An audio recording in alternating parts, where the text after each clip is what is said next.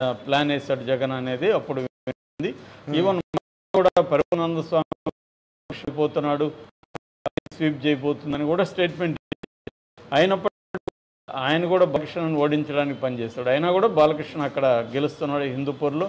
అంటే మధ్యలో వెళ్ళడం, అక్కడ కొన్ని మంచి కార్యక్రమాలు అవి చేయడం అవన్నీ చేశాడు బాలకృష్ణ. రెండోది అక్కడ హిందూపూర్ అనేది తెలుగుదేశానికి ముందు నుంచి కంచుకోట కాబట్టి ఆ రకంగా బాలకృష్ణ మళ్ళీ అక్కడ గెలుస్తున్నాడు. అట్లాగే మంగళగిరి ఈసారి లోకేష్ ఏం చేశాడంటే తెలివిగా అక్కడే కాన్సన్ట్రేట్ చేశాడు, రాష్ట్రం అంతా తిరగలేదు, ఊర్లో కొద్ది రోజులు మాత్రం. సో అక్కడే ఫోకస్ చేసుకున్నాడు. బ్రాహ్మణి వెళ్ళింది, అక్కడే ఉన్నారు.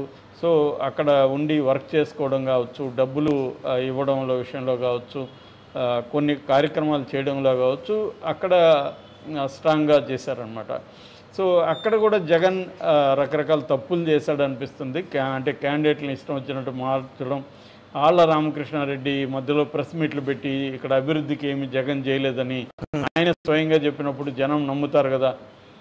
సో అంటే క్లియర్గా జగన్మోహన్ రెడ్డి మోడల్ అనేది ఫెయిల్ అయినట్టుగా మనకు అర్థమవుతుంది. అంటే ఓన్లీ సంక్షేమానికి ఇచ్చి రోడ్లు కావచ్చు, మిగతాది కావచ్చు డెవలప్ చేయకుండా ఉండడం అనేది ఇక్కడ ఫెయిల్ అయినట్టు కనపడుతుంది.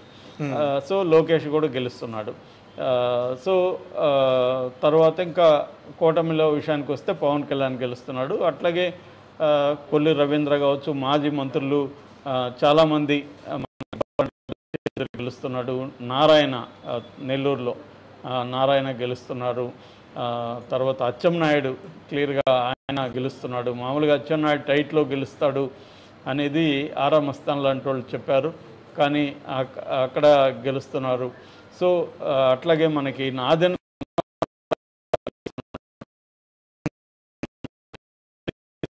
సో ఇట్లా ఓవరాల్గా ఎక్కడైనా తీసుకున్నా కూడా తెలుగుదేశం ప్రముఖులందరూ కూడా ఈసారి అంటే సీనియర్లు జూనియర్లు అందరూ కూడా అసెంబ్లీలో మనకి నిండుగా తెలుగుదేశం వాళ్ళు కనబడే అవకాశం ఉంది. ఎందుకంటే సొంతంగానే తెలుగుదేశానికి 124 ఇప్పుడు లీడ్లో ఉంది. క్లియర్గా 130 వరకు వెళ్ళిన ఆశ్చర్యం లేదు. 125 అయితే తెలుగుదేశం క్రాస్ చేస్తుంది. సో ఇది ఎవరో కూడా ఊహించని ఒక ఫిగర్ తెలుగుదేశానికి అంటే అవుతుంది. సో అది ఒక రకంగా చంద్రబాబు ఈ వయసులో కూడా ఆయన తిరిగి ఒక సినిమాని ఒక హీరో ఎలాగ భుజస్కంధాల మీద మోస్తాడో అలాగే చంద్రబాబు మొత్తం కూటమిని కావచ్చు, తెలుగుదేశం కావచ్చు తనే మోసాడు. రోజుకు 3 సభలతో చంద్రబాబు క్లియర్గా మనకి విజయాన్ని తీసుకెళ్ళినట్టుగా మనకు అర్థమవుతుంది. ఆ రకంగా తెలుగుదేశంలో ఉండే ప్రముఖులందరూ కూడా ఈసారి గెలుస్తున్నారు. ఎందుకంటే ఇది స్వీప్ కాబట్టి ఈ స్వీప్లో కూడా ఓడిపోయారంటే ఇంకా అది వాళ్ళ అంతర్గత ఘోరం లేదనమాట. అందుకని అందరూ వస్తున్నారు. Right sir. సో అలాగే ఇప్పుడు ఏదైతే ఆరా మస్తాన్ అలాగే కేకే వీళ్ళిద్దరూ చెప్పిన సర్వేలో ఒకసారి చూసుకుంటే కేకే గారు చెప్పింది మ్యాక్సిమం కొంతవరకు వర్కౌట్ అయింది అనిపిస్తుంది. సో మీరేమంటారు? మనకి ఇప్పుడు రకరకాల సర్వేలు దాదాపు 40 నుంచి 50 సర్వేలు వచ్చాయి. ఏది ఎగ్జిట్ పోల్సే అవైతే 100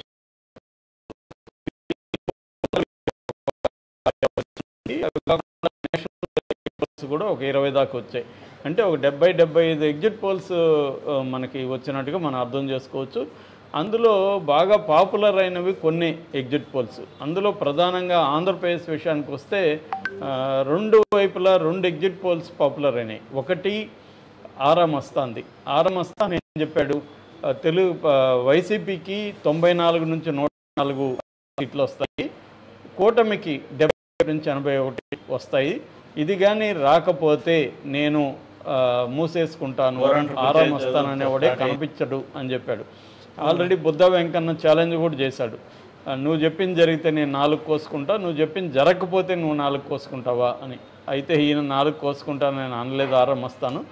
బట్ ఆయన ఇంతకంటే 10 ఎక్కువే వస్తాయి వైసీపీకి అని చెప్పాడు. ప్రైవేట్ టాక్స్లో 140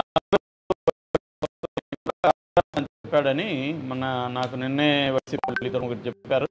సో క్లియర్గా ఏంటంటే వైసీపీకి మంచి మెజారిటీతో వైసీపీ ఫామ్ చేస్తుంది అనేది ఆయన చెప్పాడు.